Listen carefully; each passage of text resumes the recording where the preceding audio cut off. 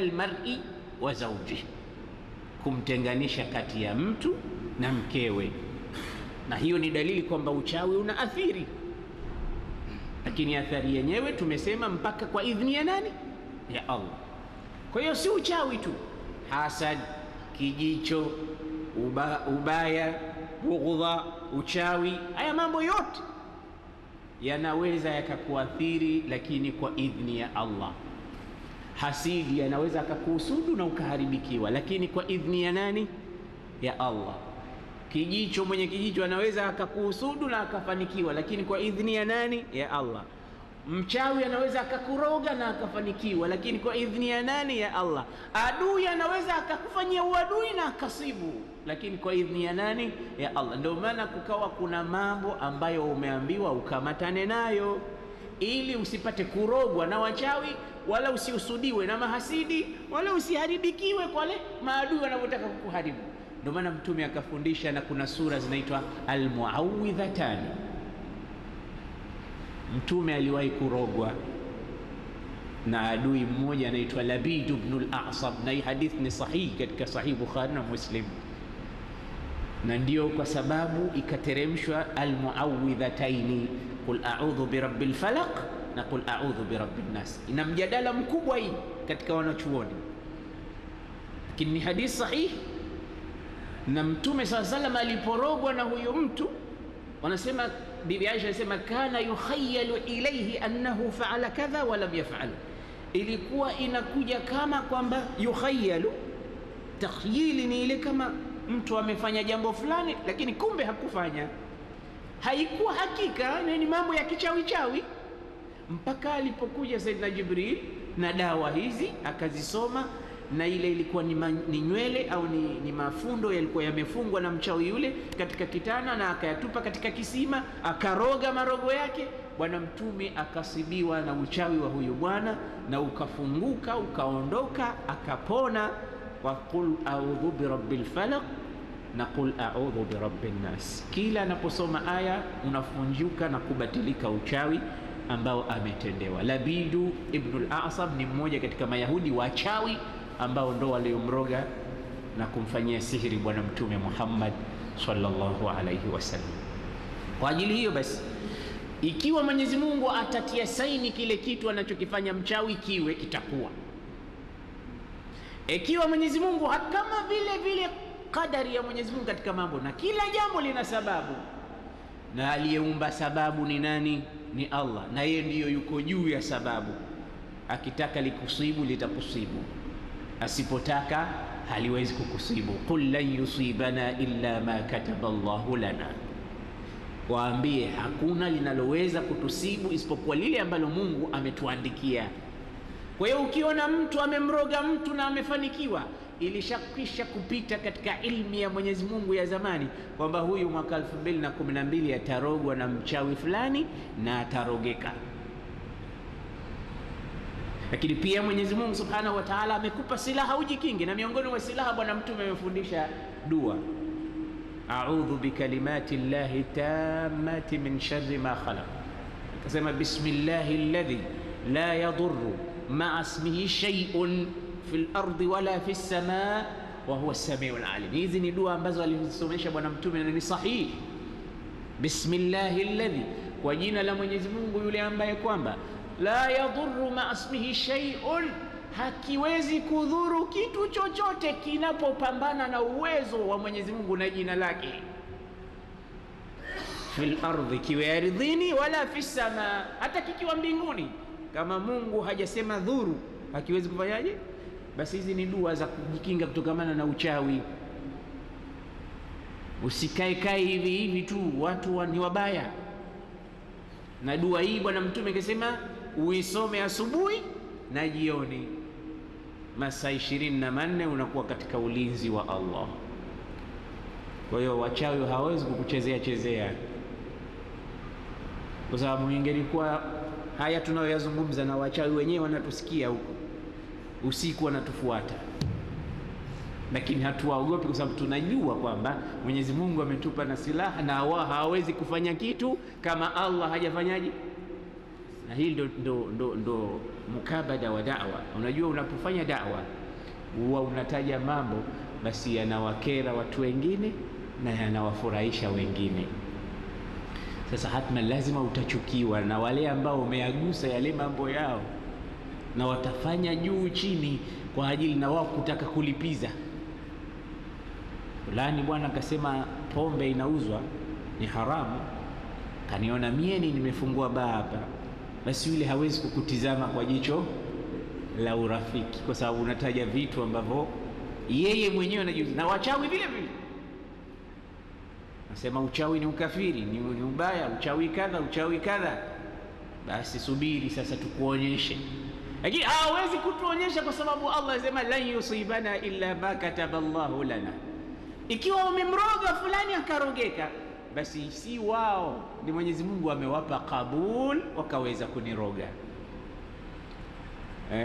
Sayyiduna Urwa ibn Zubair anasema siku moja alikuwa amekaa katika sehemu,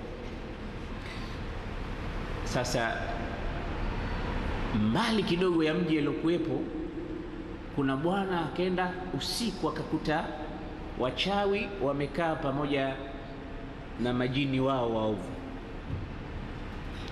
kawa wanazungumza. Mara nyingine unaweza ukapata kumuona jini lakini sio katika umbile lake, kwa sababu majini wana uwezo biidhnillah wa kutashakal kutoka katika hali mpaka hali nyingine.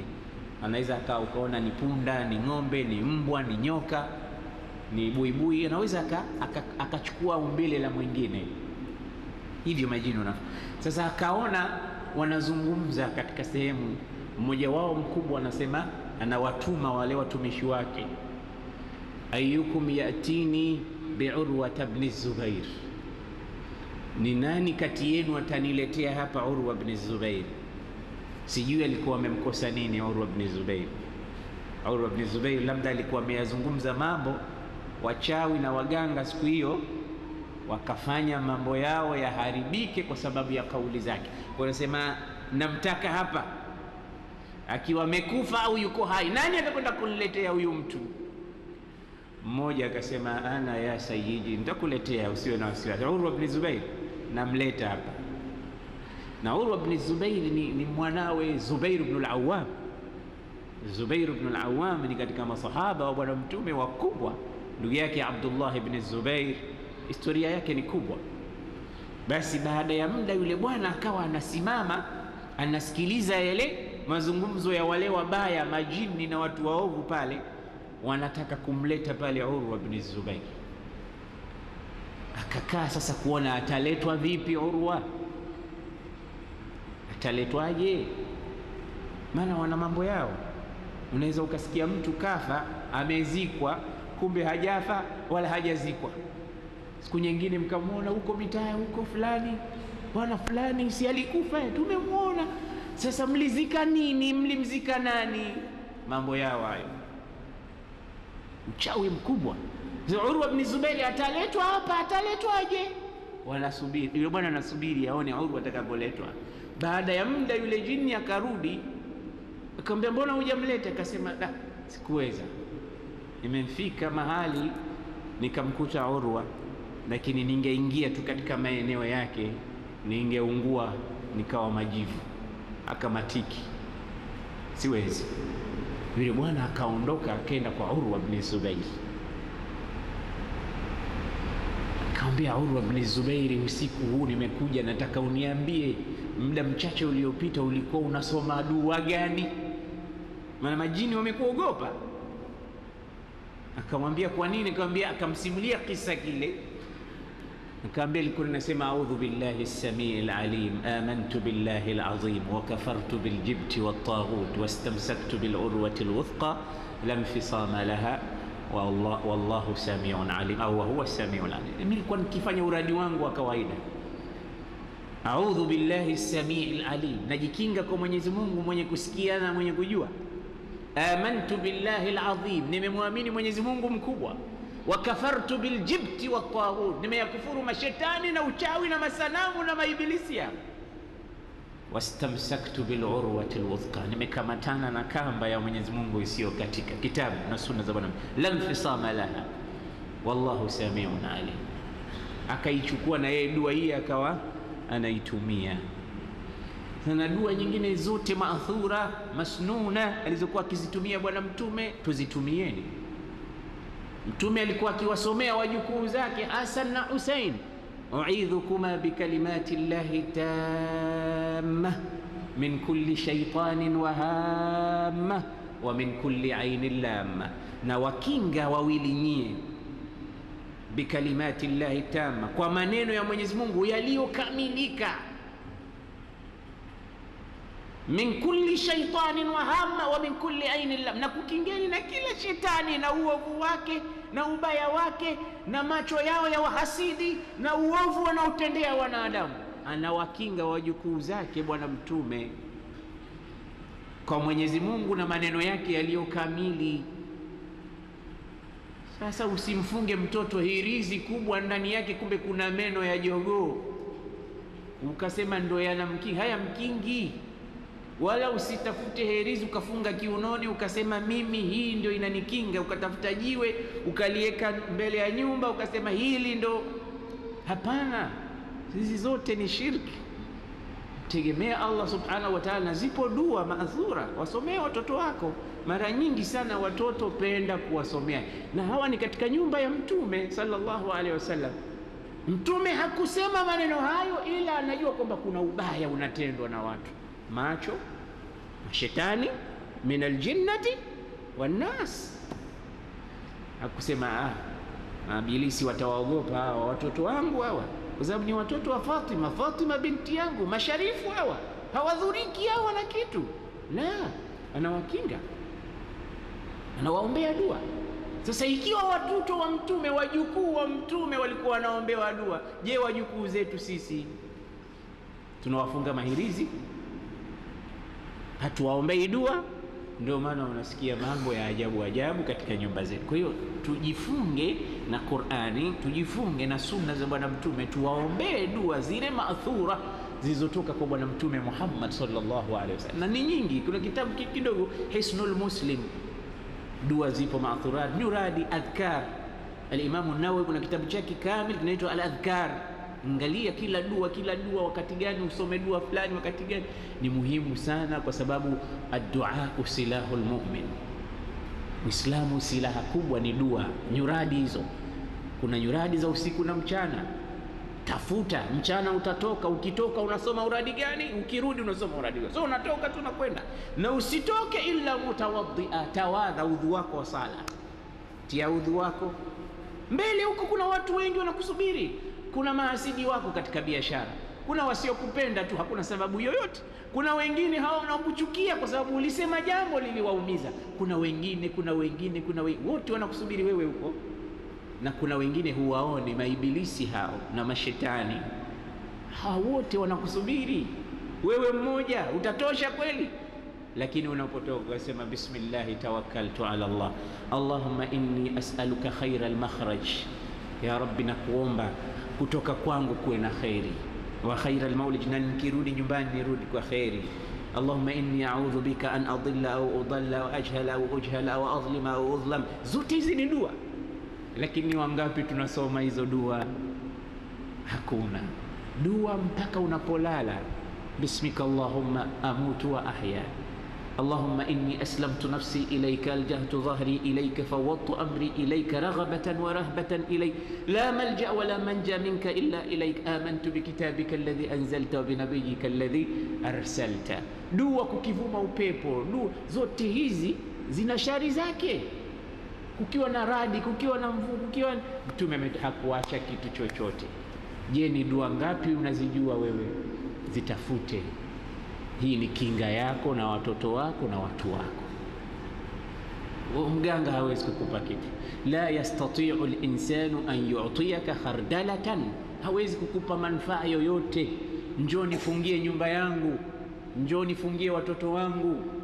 Ukao unatembea kwenye kwapa, hapa kuna irizi, unasema nina kinga mimi, hakuna mtu. Kuna wengine huenda wakachanjwa alafu ukachukuliwa mifupa ya mtoto mchanga iliyosagwa, alafu ikachanganywa na damu, alafu wanapochanjwa akatiwa ile, unatiwa najis, na wewe unakaa unasali unamwomba Mungu na unaambiwa haya ukiyataka lazima ufanywe hivi.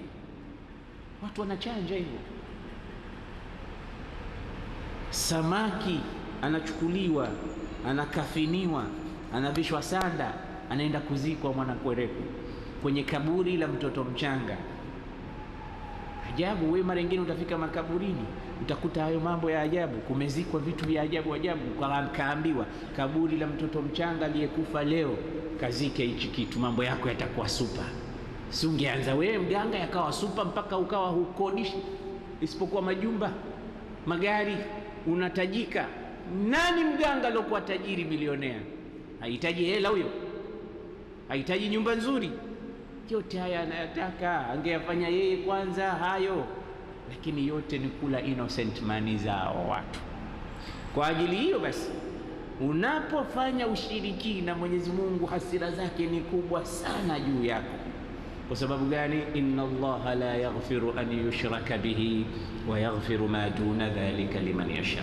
Mwenyezi Mungu hamsamei mtu anayeshirikisha. Hata Mtume aliambiwaje? La in ashrakta la yahbatanna amaluka wa la takunanna min alkhasirin. Ukinishirikisha amali zako zote ninazivunja na utakuwa watu walio katika hasara kubwa. Mtume anaambiwa hivyo, sikuambii mimi na wewe. Wa ma yuallimani min ahadin, na wala hawakuwa ni wenye kumfundisha yeyote, hata yakula, mpaka wambainishie, wamwambie inama nahnu fitnatun, sisi ni fitna, fala takfur, bwana we usikufuru. Fayataallamuna minhuma ma yufarriquna bihi baina almar'i wa zawjihi, wanafarikisha kwa uchawi huo kati ya mtu na mkewe.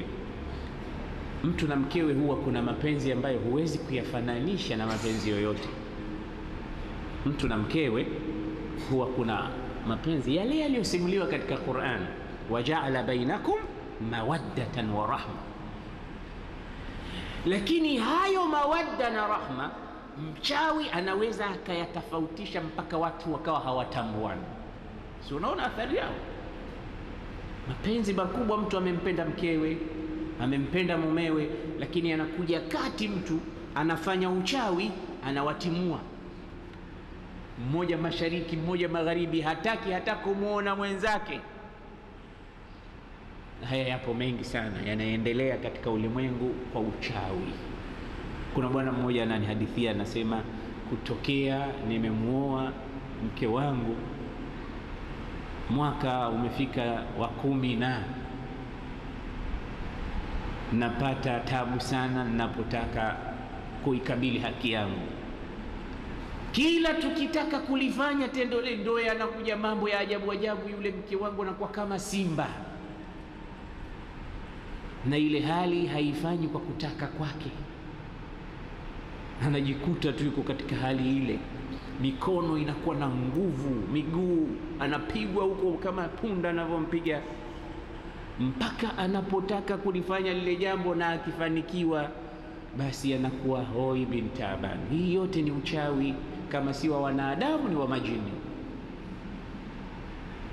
Eti wao ndo wamemuoa yule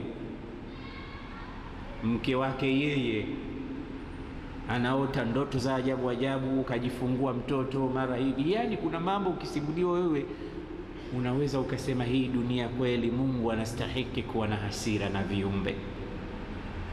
Mambo mazito.